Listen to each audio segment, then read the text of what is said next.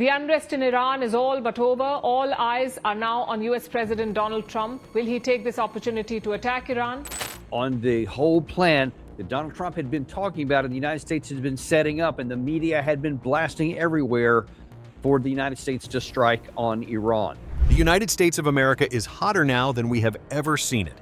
Fear, confusion, and anxiety are not just abstract concepts.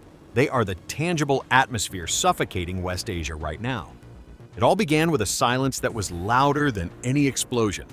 The unrest on the streets of Tehran has faded, but a much darker storm is gathering on the horizon. All eyes have shifted from the protesters to a single man in the Oval Office. President Donald Trump is staring at a map, and the world is holding its breath. Will he take this golden opportunity to strike? This is not just a diplomatic standoff. It is a countdown. There is a lot of information circulating in the dark corridors of Washington, a lot of whispered statements and growing concerns. Tonight, we're going to pull back the curtain and bring you the full picture of a crisis that is teetering on the edge of a blade. The official word from the White House is terrifyingly simple. Donald Trump has drawn a red line for Iran, and that red line is written in blood. The administration has communicated a stark ultimatum to the Iranian regime. If the killing of protesters continues, there will be grave consequences. Note the specific phrasing here. They did not say sanctions. They did not say diplomatic pressure. They said grave consequences. This is the language of war. The president understands that nearly 800 executions that were scheduled and supposed to take place yesterday were suddenly halted. His team is monitoring this situation with the intensity of a predator watching its prey. All options remain on the table. And in the lexicon of the Pentagon, that phrase means only one thing: a military attack is being prepared. But why is the president so personally invested? Reports suggest that Donald Trump has become obsessed with a specific series of videos coming out of Iran, unfiltered footage of previous executions. Most of these are public spectacles designed to terrorize. Sometimes the regime hangs prisoners from construction cranes, leaving them swaying in the wind above the city streets. After seeing those videos, sources say Trump was reportedly on the verge of striking Iran immediately. He saw the brutality not as a statistic, but as a personal challenge. The image of those cranes has reportedly seared itself into his decision-making process, turning a geopolitical calculation into a moral crusade. The missiles were ready, the rhetoric was heated, and the world braced for impact. These four factors have held off Trump. Nonetheless, he is staging more firepower in West Asia. A carrier strike group is being called in. And then, silence. What happened? Why did the sky over Tehran not light up with cruise missiles last night? Four specific factors seem to have stopped the president's hand at the very last second. The first reason is the most direct concession we have seen in years. Iran decided to halt the executions. Clearly, this was a concession to Trump's threat. The regime in Tehran, usually so defiant, blinked. They realized that the threat from Washington was not a bluff. By stopping the machinery of death that was set to claim 800 lives, they bought themselves time. This move effectively removed the immediate trigger for the attack.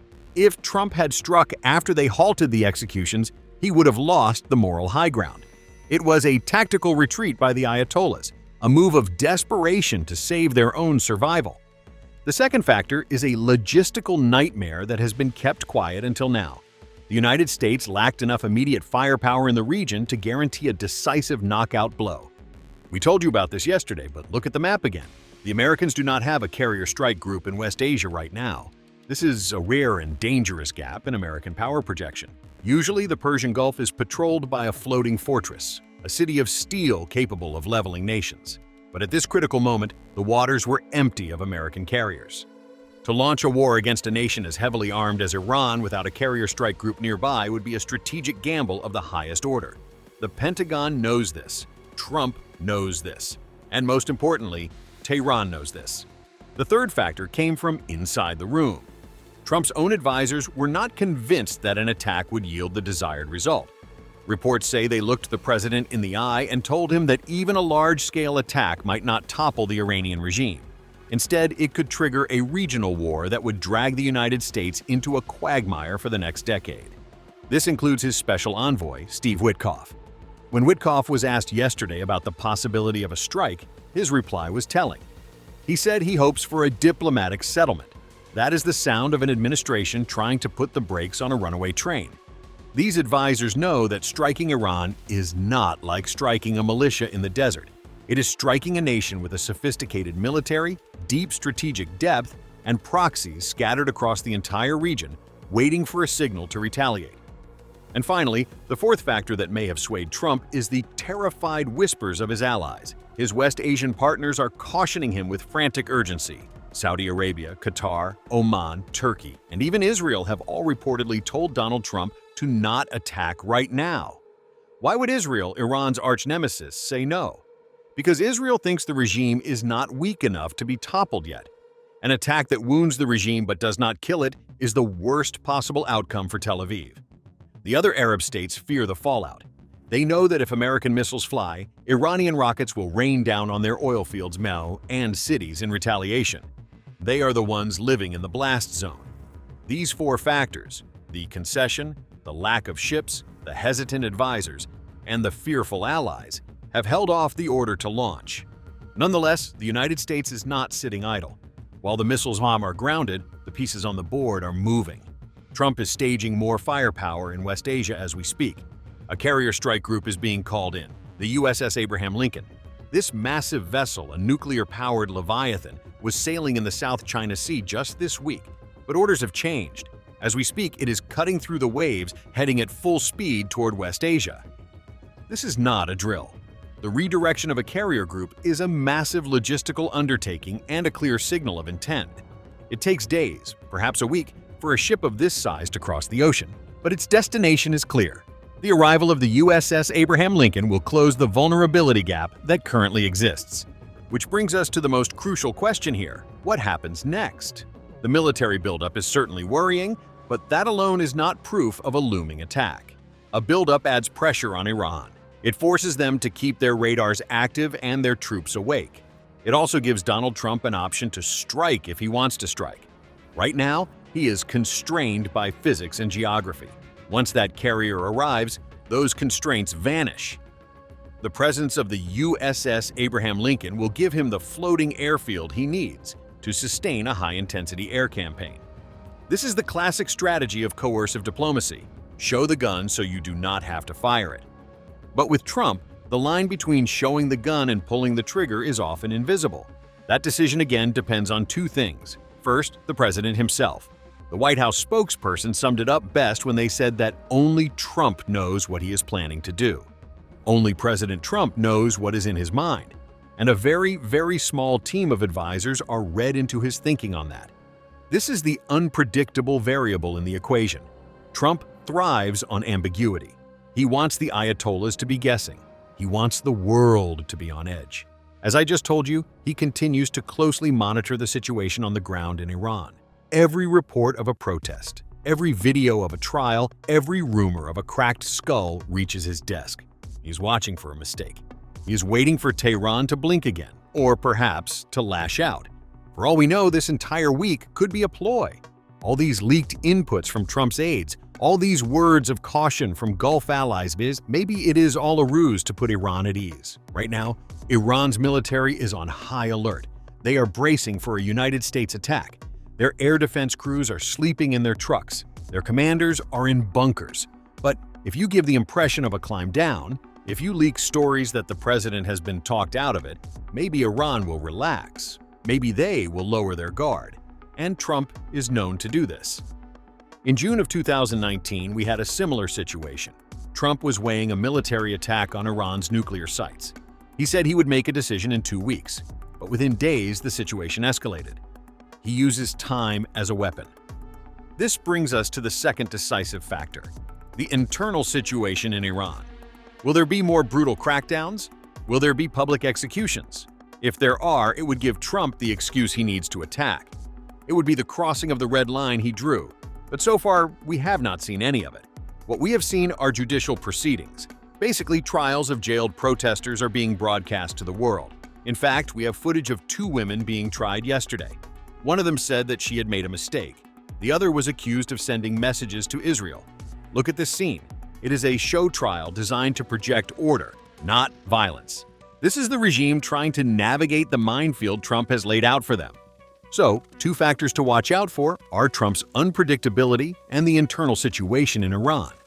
By holding off the executions, Tehran has given Trump an off-ramp, a diplomatic exit from a crisis that was spiraling toward total war. The question that hangs in the air like smoke is simple. Will he take it?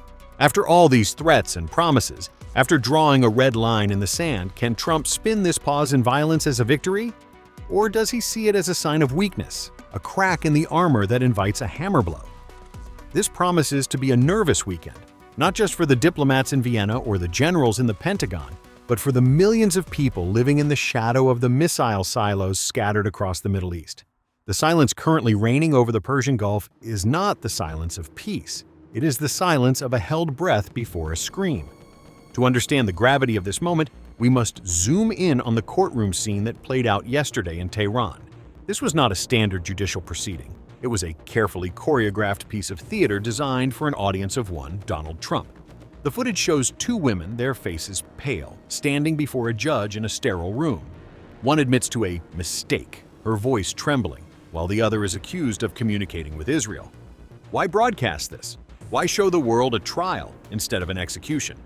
Because the regime in Tehran is masterful at reading the psychological temperature of its enemies.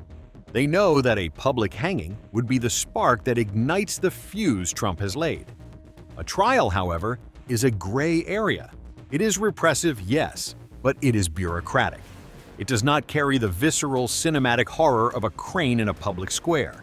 This is Tehran trying to de-escalate without looking like they are surrendering. They are walking a tightrope over a volcano, trying to keep their hardliners happy while keeping American Tomahawk missiles in their launch tubes. But while the lawyers argue in Tehran, the real story is happening in the open waters of the oceans. We need to talk about the carrier gap, because this is the single most critical tactical reality preventing an immediate war. For the first time in years, the Persian Gulf, the most volatile body of water on Earth, is empty of a United States carrier strike group. This is a massive anomaly. A carrier strike group is not just a ship. It is a floating superpower.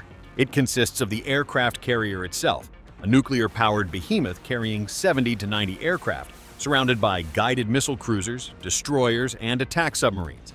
It is a self-contained ecosystem of destruction capable of projecting more air power than most sovereign nations.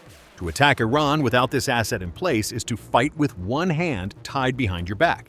The Pentagon's doctrine relies on overwhelming force, and right now the physics of that force are simply not present in the theater. This is why the movement of the USS Abraham Lincoln is the most watched GPS signal on the planet right now. This ship is a Nimitz-class nuclear-powered aircraft carrier, a vessel that displaces over 100,000 tons of water and serves as home to 6,000 sailors and airmen. It is currently tearing through the ocean at over 30 knots, a speed that defies the laws of physics for something so massive. On its deck, it carries F-35C, Lightning II stealth fighters, the most advanced strike aircraft in history.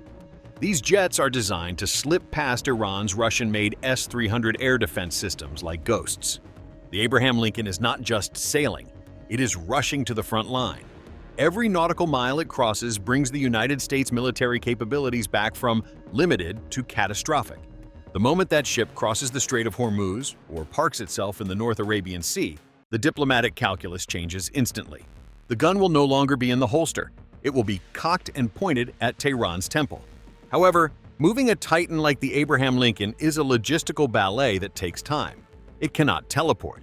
It must navigate the choke points of maritime trade, refuel its escort ships at sea, and maintain a defensive posture against potential submarine threats. This transit time is the window of vulnerability we are currently living through. During this window, Iran feels safer. They know that a massive air campaign requires the sustained sortie generation rates that only a carrier can provide.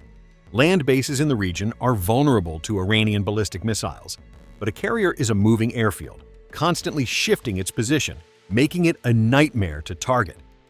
Until the Abraham Lincoln arrives, Trump's grave consequences are limited to cruise missile strikes from submarines or long-range bomber flights from bases as far away as Diego Garcia or the continental United States. These are powerful options, yes, but they lack the sustained, relentless pressure of a carrier parked on your doorstep. But what happens when the carrier arrives? This is where the third factor, Trump's advisors, becomes the most critical element in the room. Men like Steve Witkoff are looking at the map and seeing something terrifying. They are not just seeing targets, they are seeing the day after. The advisors are reminding the president that Iran is not Iraq in 2003. It is a mountainous fortress, geographically 3 times the size of France, with a population of nearly 90 million people.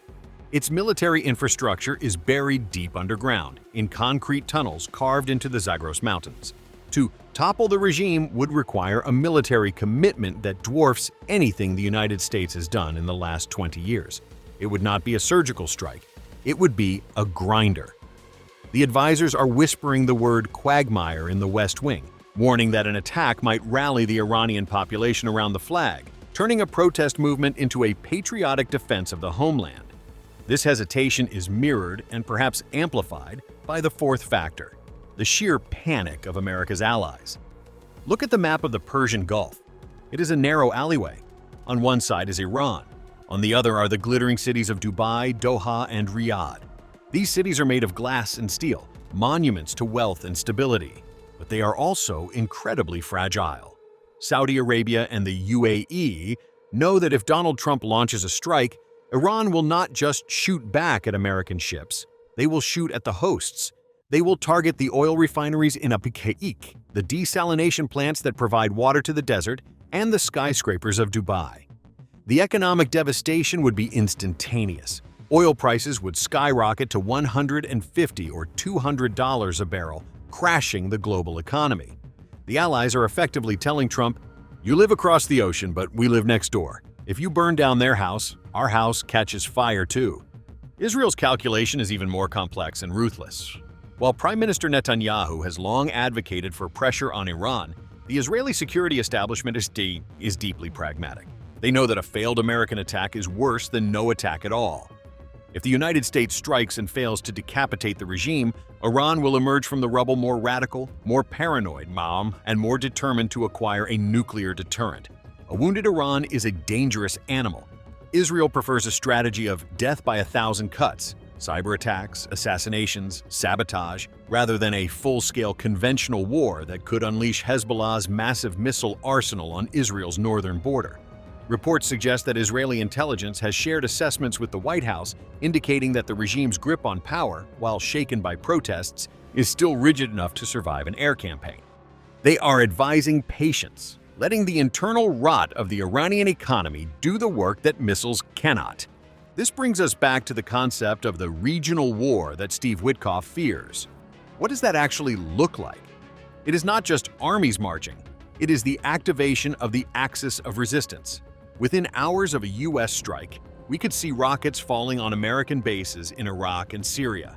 We could see the Houthis in Yemen closing the Red Sea entirely to shipping, strangling the Suez Canal route. We could see Hezbollah targeting Tel Aviv.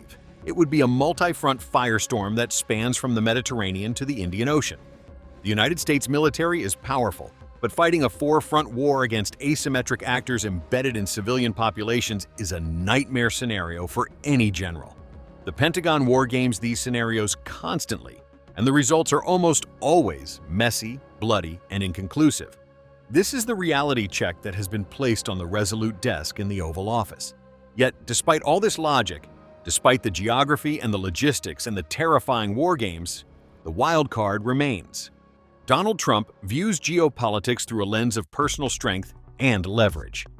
He sees the hesitation of his advisors not as wisdom, but perhaps as caution that can be overruled.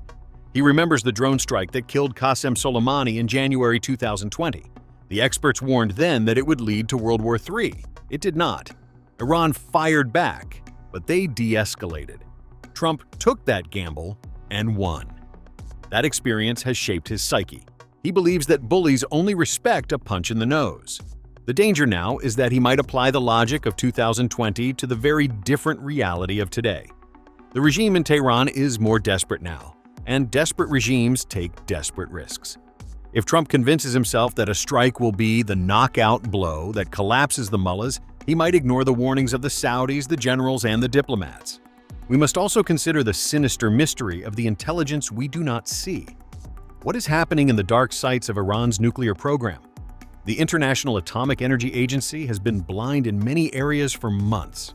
If American intelligence has detected a rush toward a nuclear breakout, a sudden attempt to build a bomb while the world is distracted, then all the calculations about carriers and allies go out the window. If the red line is not just executions, but uranium enrichment, then the Abraham Lincoln is not coming to deter. It is coming to destroy. This is the shadow war that is rarely discussed in the open press. The Israelis have been warning for months that Iran is inches away from the threshold. If Trump has received a briefing that says now or never, then the lack of a carrier group might be a risk he is willing to take, relying on long-range B-2 Spirit bombers that can fly directly from Missouri to Natanz and back. The tension is further amplified by the silence of the other great powers. Where is China in this equation? Beijing relies on the Persian Gulf for a massive percentage of its energy needs. A war here would be a catastrophe for the Chinese economy, which is already struggling with its own internal issues. One has to wonder if there are back-channel calls happening right now between Beijing and Tehran, with Chinese diplomats pressuring the Ayatollahs to back down, to halt the executions, to swallow their pride to keep the oil flowing. And what of Russia? Moscow views Iran as a critical partner, a supplier of drones for the war in Ukraine. A U.S. attack on Iran would be a blow to Putin's war machine. The geopolitical web is so tightly woven that a single missile fired at a command center in Tehran pulls on threads in Beijing, Moscow, Kiev, and Brussels. This is why the world feels so heavy right now. We are standing on a fault line that runs under the entire global order. The current geopolitical standoff hinges on the possibility that the perceived confusion in Washington is actually a calculated grand ploy designed to lower Tehran's defenses. The analysis suggests that the leaked reports of hesitant advisors and the absence of a carrier group might be a psychological operation to lull the Iranian leadership into a false sense of security, reminiscent of Donald Trump's strategy in 2019. By creating a rhythm of panic followed by relief, the administration may be exhausting its opponent logistically and emotionally, allowing the United States to position its chess pieces, specifically the USS Abraham Lincoln, for a decisive checkmate while the regime believes the immediate danger has passed. Simultaneously, the Iranian regime is attempting to survive by shifting its tactics from the brutality of public executions to the sterile theater of televised trials. This move is a deliberate attempt to deny President Trump the clear visual casus belli he needs to justify a war to the American public and his allies. A courtroom verdict is far harder to weaponize than a hanging body. However, this is a fragile gamble, as the internal pressure within Iran remains at a boiling point.